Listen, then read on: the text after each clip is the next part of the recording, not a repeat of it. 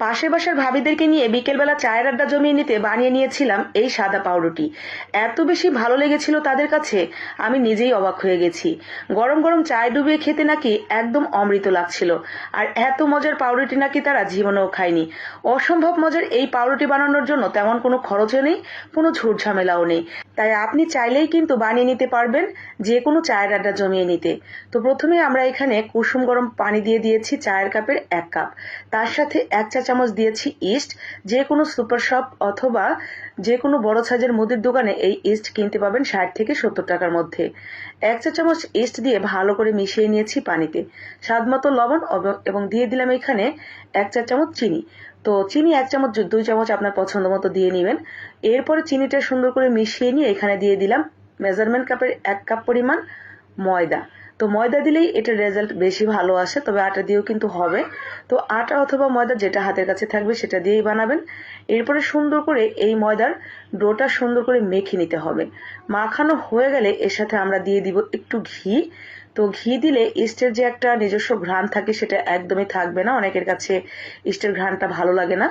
তো ঘি দিয়ে নেবেন, ঘির ফ্লেভারটাই পাবেন। এরপরে উপরের দিকটা মসৃণ করে আমরা এভাবে ঢেকে রেখে দিব 2 ঘন্টার জন্য। 2 ঘন্টা পর ইস্ট অ্যাক্টিভ হয়ে ঠিক এরকম ফ্লাফি হয়ে যাবে। এরপরে জাস্ট হাত দিয়ে বাতাসটা বের করে নিয়ে এটা আবারও একটু মেখে নিতে হবে। এরপরে আর কোনো কাজ নেই তেমন। এরপরে যা করবে সবটাই তাপে করে দিবে, মানে চুলাতে। তো এখন আমরা এটাকে কি করব, জাস্ট পুরো ডোটাকে এইভাবে হাতে নিয়ে যে কোনো একদিকে সমান করে নেব। চাইলে আপনারা এই ডোটার মাঝখানে কোনো পুর টুর দিয়েও বানিয়ে নিতে পারেন, যেমন মিষ্টি জাতীয় পুর অথবা ঝাল, চিকেন, ডিম, যে কোনো পুর দিয়েও বানাতে পারেন। তো আমি আজকে ভেতরে কোনো পুর দিচ্ছি না, সরাসরি এইভাবেই একটা কেকের মোল্ডের মধ্যে দিয়ে নিচ্ছি। আপনারা স্টিলের প্লেটের উপরেও দিতে পারেন।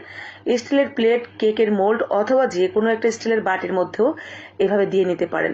তো যেখানে দিবেন সেখানে সামান্য একটু তেল ব্রাশ করে নেবেন।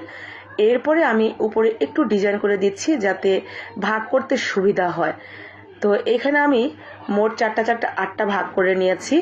এরপরে উপর থেকে কিছুটা কালো জিরা ছড়িয়ে দিলাম, দেখতে সুন্দর লাগবে, আবার খেতেও ভালো লাগবে। তো এরপরে কিশমিশ দিয়ে একটু সুন্দর করে ডেকোরেশন করে নিচ্ছি যাতে প্রথম দেখাতেই একদম নজরটা বসে যায়। তো ঠিক এইভাবে ডেকোরেশন করে নেওয়ার পর আমরা এটা ভাপে দিব। আপনি চাইলে এটাকে ওভেনেও বেক করে নিতে পারেন, তবে ভাপে দিলেও কিন্তু সময় লাগে না। বড় জোর 8 থেকে 10 মিনিট লাগবে এটা আপনার চুলায় ভাপিয়ে নিতে। তো পানির ভাপে আমরা কড়াইতে পানি দিয়ে দিয়েছি, আর উপরে একটা স্ট্যান্ড বসিয়ে মোল্ড বসিয়ে দিলাম। উপর থেকে একটা ঢাকনা দিয়ে ঢাকনার যে ছিদ্র ছিল সেটা বন্ধ করে দিয়ে 10 মিনিট রেখে দিব। 10 মিনিট পর আলহামদুলিল্লাহ, মাশাআল্লাহ, এটা পুরোপুরি হয়ে গেছে, দেখতেই পাচ্ছেন এতটা সুন্দর চকচকে এবং শাইনি। ঠান্ডা করে নিয়ে এটা পরিবেশন করবেন গরম গরম চায়ের পাশাপাশি।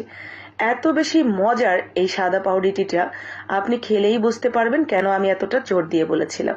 তো আজকে তো আমি চায়ের আড্ডা জমিয়ে নিতে আমি পাশের বাসার ভাবিদের জন্য এই সাদা পাউরুটিটা বানিয়েছিলাম।